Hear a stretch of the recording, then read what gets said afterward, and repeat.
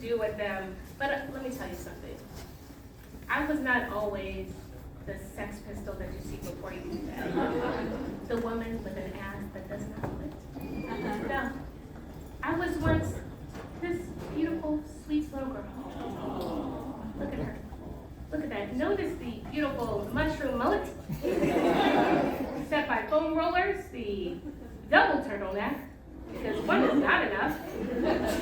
I believe I have a herringbone necklace on in there somewhere, a little chain, and look at those shoulders.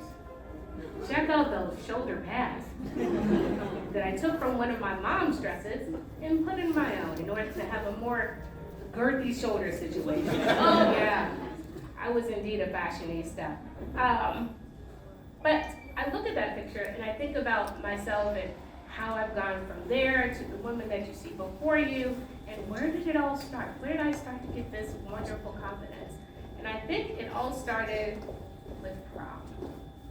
Yeah, prom.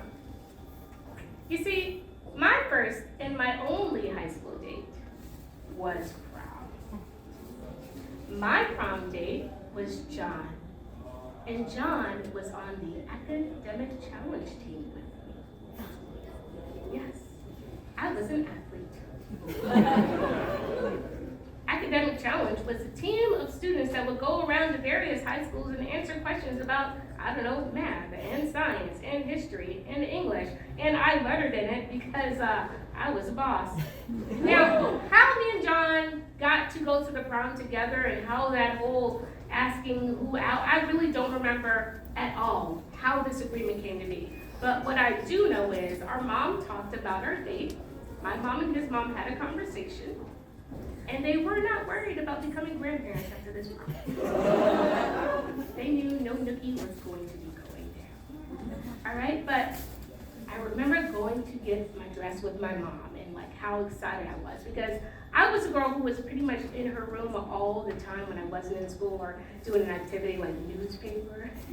I didn't go out. I didn't have a social life. I wasn't that girl. I was usually at home watching TV, fantasizing really about the life I have now.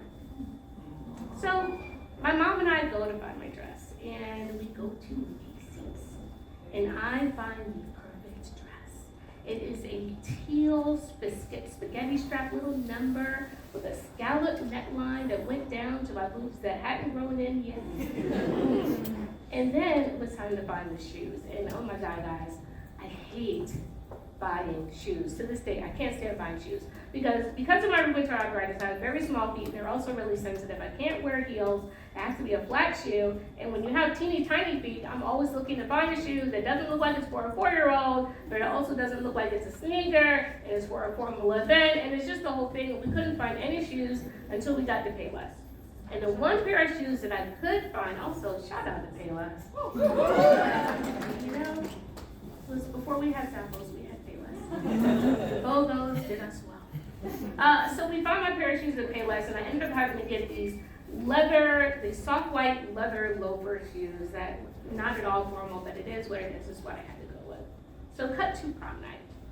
Right? John comes to pick me up in his little car, or his parents' car, and I remember that I just felt so pretty. But I didn't have that, 80s, 90s teen prom moment where the nerdy girl comes down the stairs for the first time, and she glides, and the wind is blowing through her hair, and then she takes off her glasses, and the guy realizes, oh my God, she is actually pretty. There wasn't that, kiss me out in the milky twilight. It wasn't that, all right? It was me just coming down the stairs to our apartment, and John picks me up, and I hop in his car, right?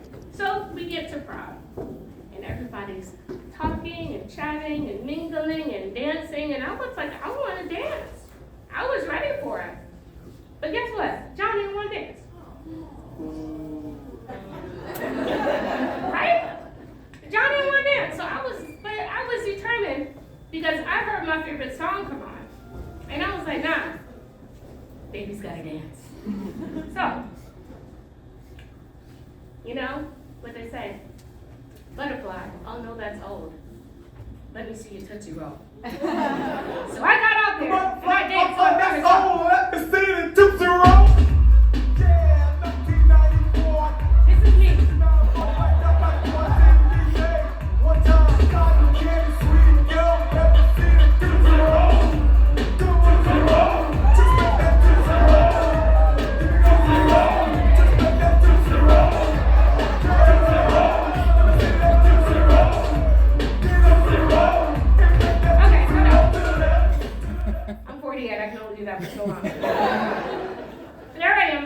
were getting knocked down all over the place by people with actual butts. That was my actual prom, by the way, that video. And I do the Tootsie Roll alone, and then I go to the bathroom, right? And I get in there, and it's just like that fun girls booming, you know, all the cool girls are in the bathroom at the same time, and they're doing their makeup, and they're doing their hair, and they're talking about what they're gonna do afterwards, and I just remember seeing Emma. You know, every school has their girl. Emma was the girl. She was so beautiful. She looked like a brown bronze, like Barbie doll. She had this beautiful gold sequin dress. It was like form-fitting, perfect boobs, perfect hair. She was there with her prom date, who was a man that was roughly 25 to 35 years old. I don't have the exact number, but I'm gonna tell you that was a grown-ass man. All right? He was probably in the Navy because I was living in Norfolk, Virginia at the time. That was an adult. Everybody was there in the bathroom talking about what they were gonna do. I'm going to this party. We're going to Red Lobster. We're going to the beach. And then Emma's like, we're gonna pick up his kids from the babysitter.